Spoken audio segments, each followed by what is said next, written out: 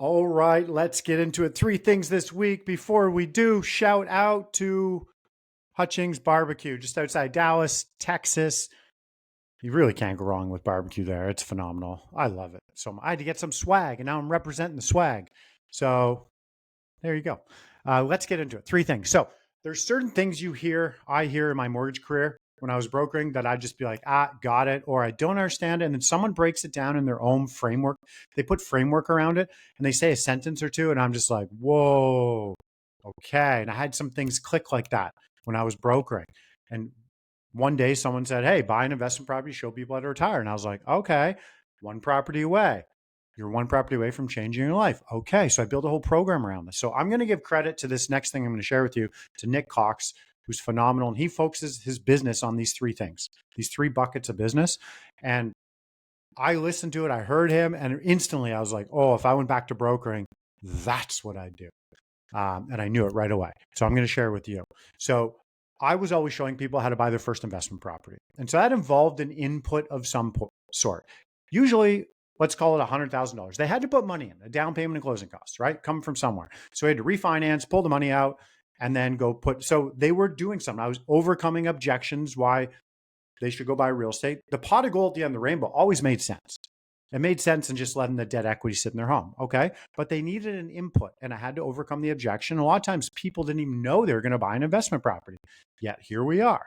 And so they had to put an input. Same thing. If you were going to build for retirement, you have to put money aside. So you're putting 3, 4, 5, 1,000, whatever you're putting aside. It's an input. You're putting something in to get something out.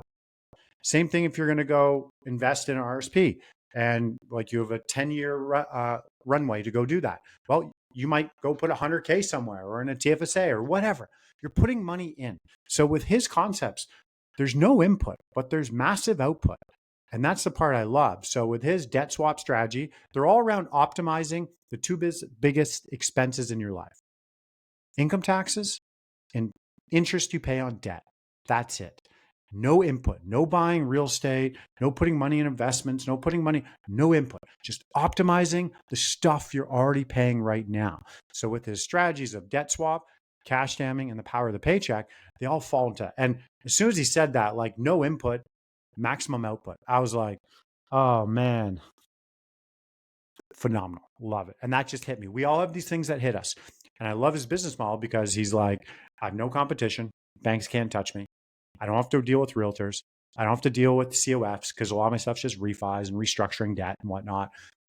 The objections, easy to overcome. The proof is in the numbers. So anyways, I wanted to share that one piece of framework with you.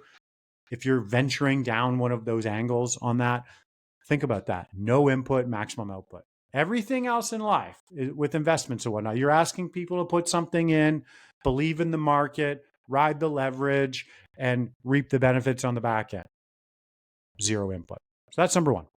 Number two, in going through some training this week, we were talking about, I got the question of, hey, Ryan, great, awesome. You do your pre-approval, you build out a custom proposal for someone, you make a video around it, you talk about it. How do you talk about the interest rate? Because ultimately they're going to come back to, and yeah, on the discovery call, people are like, interest rates, interest rates, interest rates, everywhere you are, interest rates. I always speak in ranges. So I would be like, and I'm not going to get the exact rates right now, but I'm going to be like 409 to 5.4 or potentially higher, depending on where you fall in that grid. Is it an insured deal, provable income, which lender, their rate specials, uninsured, rental, owner, like B, A, like it's like, so I'd always speak in ranges. So I'd always let the clients know, hey, we're going to use a rate for budgeting purposes because the goal of the budgeting right now and getting you pre-approved is to get you to build your confidence up, to know your numbers inside and out, so you can go and put a strong offer, so you can make quick decisions, so you're not going to be house poor. That's my goal right now. When you actually have a live mortgage, we'll jump into what your interest rate is. We'll cross-reference what's in the industry, what rate specials are on my desk, and I'll align that rate with the product. I'll put the options in front of you, and then we'll pick which one makes the most sense. But we don't have a live mortgage right now. So let's focus on you knowing your numbers and the strategy involved to get where we want to go, right? And then we match up the strategy with the product and the rate. So that's how I always got around it. Very rarely did I get pushback. If I keep getting pushback, I started to realize they might not be my people. I'd also put filters in up front where you could only reach me by booking a call. You couldn't book a call that day, had to be minimum the next day. And right, just from that, like I'll never talk to you the day of. And so I have a whole thing on that. Maybe that'll be next week's. But there you go. That's how I dealt with the rate question. I dealt in ranges because I don't know the strategy I'm going to apply. I don't know the product. I don't know all the situation. So we're going to use a budgeting number right now. The budgeting number, like for instance, let's just say it's a 30-year, and let's say you get access to 444 on a 3-year fixed. My budgeting number might be 454. Even though I knew today, if we had a live deal, I can get you better. And I'll mention that. But for now, we're budgeting, right? I'm talking about 10, 20, 30, $40 a month. That stuff doesn't matter right now. Okay, there's other fish, bigger fish to fry. And then last but not least, the quickest way to improve yourself. I think we all know the answer to this. Well, maybe you don't. I saw it the other day. I used it in something I was doing. I've done this many times. Like if you want to get in shape, what should you do? If you want your business to be better, what should you do? If you want to be happier, what should you do?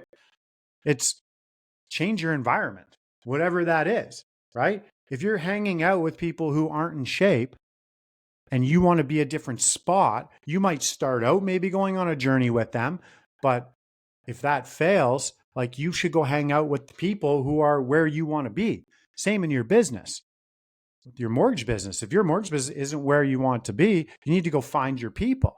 You need to surround yourself and change your environment.